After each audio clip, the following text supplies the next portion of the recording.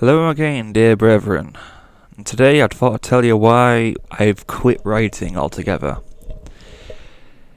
It's not really the easiest of stories to tell, if I'm being honest, but I did make a blog post about this one. And, well, it's just a really long story. I'll try and keep it as short as possible, but I don't really want to make any promises on that. But, well, to begin with, I don't really know how many people I've told about this one, but the first thing I ever wrote was back in about 2015, perhaps late 2014. And, well, it was only a piece of, well, I suppose poetry in a sense, but it was more or less the ending to a story I had in my head. And I already knew what I wanted out of it by then. I knew how it was going to end. I knew how it started. I knew what happened in the middle of the story. I knew everything about it, so why not? I just wrote the end instead. And that was really the first thing I ever wrote. And the best thing about it, just to start this off, it felt amazing to have written something that I could feel a personal connection to. And every time I'd look at it, I'd actually not really believe it was me who was the one that wrote that, if that makes sense. Every time I'd look at it, I'd always just think about what I could do with this if I pushed it a bit further. And in the end, I did write a full story for it. But the truth is, I actually just felt really ashamed of it. And I'm not going to share that story at all. I'm never going to share it with anyone. At least probably never. Not here, not anywhere else. Never. It's going to be a personal thing of mine. It's going to stay that way. It's a personal thing of mine. I don't really feel like the world has a right to know what that is. And I'm truthfully ashamed of it, if I'm being honest. No, I ain't saying that to be funny. It's just, any writer, you ask them what the first thing they wrote was and how they feel of it. They'll likely tell you that they're ashamed of it. And the said first thing is likely not going to be a public thing in the first place. If anything, it's going to be tucked away somewhere or buried in a safe underground. They will not want to share it with the world because, well, everyone's self-conscious when it's their first time doing something. They want to make a good impression. And when it turns out to be a crap impression, well, it speaks for itself, doesn't it? They aren't really going to be open to sharing that with the world, are they? I know I wasn't.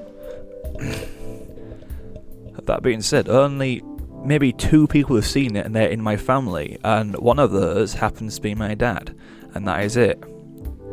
But, well, Dad's not really he's not really imaginative, so he told me himself he can read the words just fine. He just, his imagination doesn't really pick up on what he's seeing. He can't really transfer words into an image in his head to give him an idea of what he's actually seeing to get the full effect, if you know what I mean. And, well, that brings me to the second part. When I first did this, I discovered Fimfiction. And, I guess, kind of, it was a bit by an accident. Because I was kind of talked into it. I just saw what people were doing on here and I thought, well, it won't hurt if I just give it a shot, will it? No, it wouldn't. These people don't know me, and I don't know them. I'm just an entity on the internet. So I thought I'll just go for it. And so I created an account, and from there I developed it into what is now FireRain. So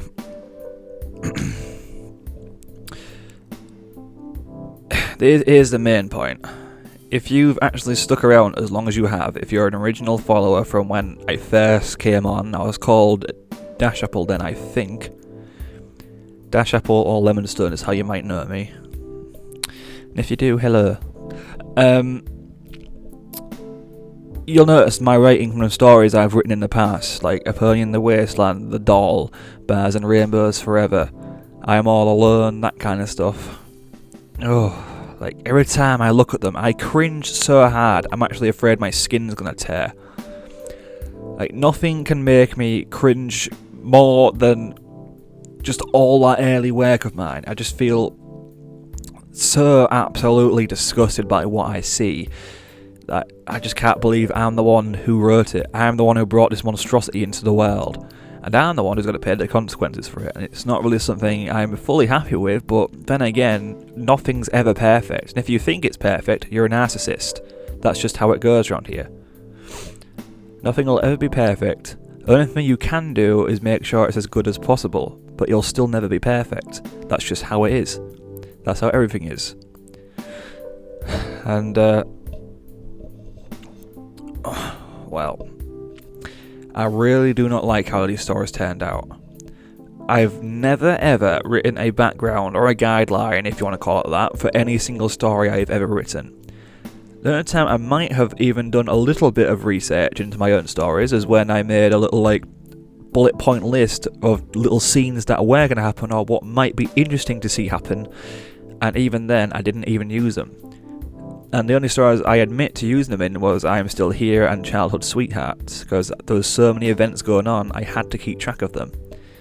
And there was no other way around that, because if you're like me, you write something, then you go to the next chapter and you draw to blank and you just think to yourself, what was I going to do again? And you just sit there for like an hour staring at a little cursor on the screen blinking in your face. And it's not a fun experience. Writer's block has to be everyone's worst enemy at times. It comes to every person's life every now and again, at least a few times. And believe you me, it is a massive pain in the ass. But, yeah. To get into it, I did get a lot better at writing. And this is coming from someone who couldn't even tell you the difference between a metaphor and a noun. And yes, that is true. I am an absolute idiot. And I know how much of an idiot I am, but I still at least try. I try because, well, I want to prove to myself I can do it. Just to say I can do this and that. And in the end, I can say I achieved it all. And I did. And, well, it's somewhat of a bragging right, I guess, but in the years I've been here, I've written just about every genre there is, and well, to some you might be surprised that other than the regular drama, bittersweet tales, the romance, the mystery, the dark, the horror, the thriller, everything else you've seen, you'll be surprised to hear that I've also written pornography. Only problem is, I got rid of those because they made me incredibly uncomfortable. At the same time, though, I'll admit, I really have much problem reading them. Don't look at me like that. And, well, there's nothing wrong with it. At least you can say you can do all that, and not many people have the skill to do it. And no, I ain't bragging, it's just I can do it. And I know I can do it. And that's a bit of an advantage. So, well, I've said it many times before. The best critic is yourself. Like, you are your best critic. In any scenario, your best and worst critic is you. And you need to remember that, because at the end of the day, it's not what people think about you what matters, it's what you think of yourself as a writer. Like, how you can place your own skill set and how you utilise that, it's up to you. And it's really your choice how you perceive those skills when you use them. You might be a bit ashamed, you might be a bit glad you can do this and that, but at the end of the day, even if it don't work out for you, you can still say you gave it a shot. You tried. Trying is really all that matters. And it means more than you might think. But anyway, I'll tell you one thing. When I first got into writing a lot more serious stuff, and this includes stories like The Heart That Forgot How to Feel and the follow-up called Where We Left Off. Those were some ideas that were incredibly original. I just wanted to do something that hasn't been done before, or at least not really explored all too much. So it's fairly a fresh idea or concept. And I want it to just stand out, if you know what I mean. everything I've ever done, I've never tried to impress anyone. I've never tried to do anything that's been done to the absolute death. You know, like these horror stories where you get lost in a cabin and a monster tries to break in, etc. That kind of thing. I don't go for it at all. I want to have my own unique little vision. I don't want to do everything else that everyone else in the world is doing. I just want my own little area of expertise. I just wanted to have a little peace of mind with my own work. Just something that's not been done before, something that will stand out, and something that will draw in readers. That's all I wanted. I just try to be as unique as possible. That's pretty much my entire goal when I write anything. When I do anything, that is what I do. That's what I strive for. That's my motivation. And, well, look, with these stories, the writing in it, I look at the writing, and if you do this yourself, when you look through your own words or someone else's words, you'll look how it's structured, you look how they use phrasing, metaphors, references, anything like that, and believe it or not, you can actually learn a lot from doing that. The more you do it with any different writer, and given that everyone out there has their own styles, you can pick up quite a few skills from that. A few tips, hints, even tricks. You can learn absolutely anything you want out of your writing from anyone else's. You'll just pick up on it every now and again. You'll learn something new, and it happens. If you do it often enough, you will eventually become a lot better, or even surpassing what you think is better. You'll become better than you ever thought you could. And that's the case with me, because I never thought I'd really amount to anything with this kind of stuff. And, well, the few authors that actually taught me to write good, I admit right now, just to name a few, some of them include Amethyst Dawn, who's a really awesome guy, go check him out, In on Pencil, who also writes really good comedy, and she's bloody amazing with that. And it's not that easy to really tickle my funny bone, because I'm not really that easily impressed by anything. But she gets the job done. And lastly, I think a lot of people don't know her, and well, that's a bit of an insult really, but her name is Pizema Forte. She's not been on the site for a long time, but she was one who really helped me when I was starting out, and she's partially the reason why I'm like I am now. And, well, I am massively in debt to her for that. She's bloody amazing. And so that's this other guy called Sorcerer.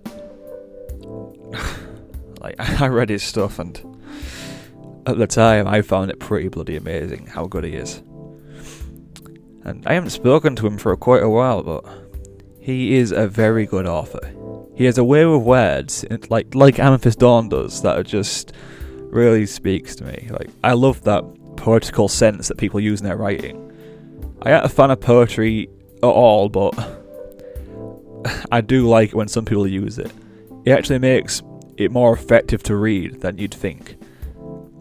And I just love that. I just love that about them. And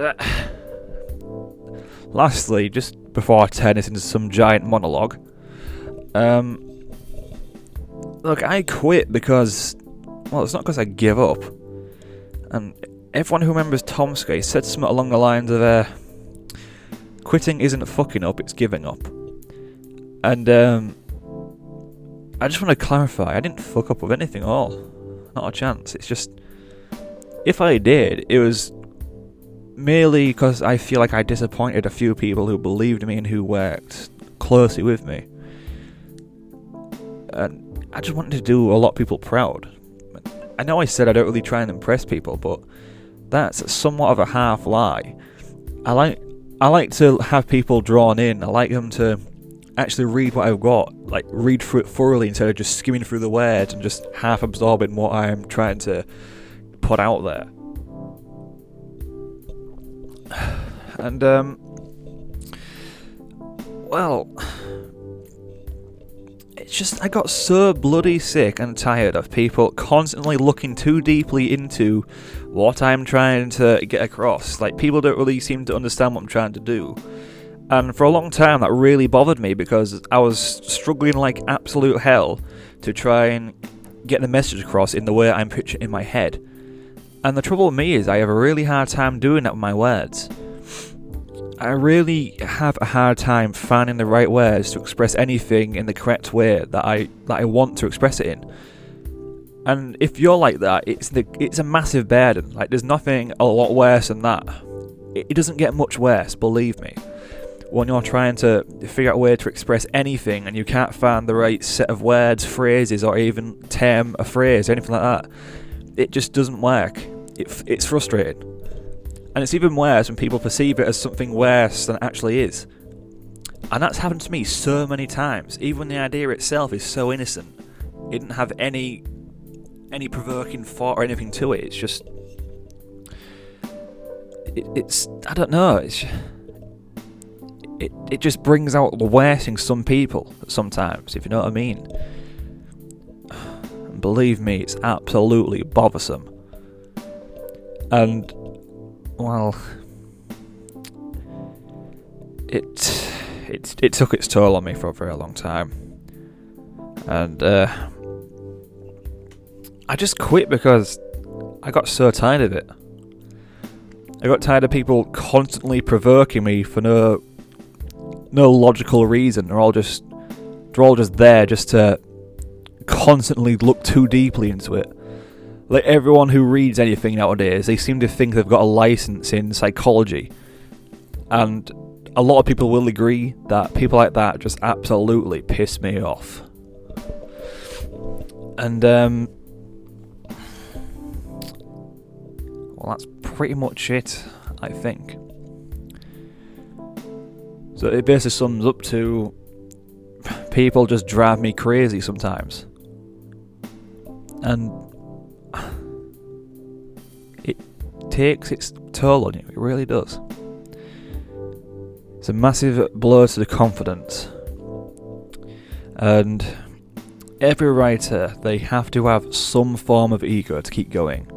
That sounds bad, but really it's not. Every writer is basically entitled to it. Everyone's got an ego of their own, whether they like it or not. It's true. It's somewhat of a personal drive, if you want to see it that way. It keeps you going, it keeps you motivated. To say you can do this and that, well, it works out pretty well sometimes. And with me, personally, I know exactly where I stand as a writer. I know what I can do and I know what I can't do, and I stay in those areas. I don't try and do something that's been done to the absolute death already. Like I said, I try to be original as possible. I don't believe in doing something that's been done over and over and over again and try and claim it as my own idea, because it isn't. You're taking something that someone else has done and you're doing it your own way. And while that's usually fine, as long as you don't constantly plagiarise the other person's points and explanations, that's fine. It shouldn't really provoke any sort of riot, so, you know.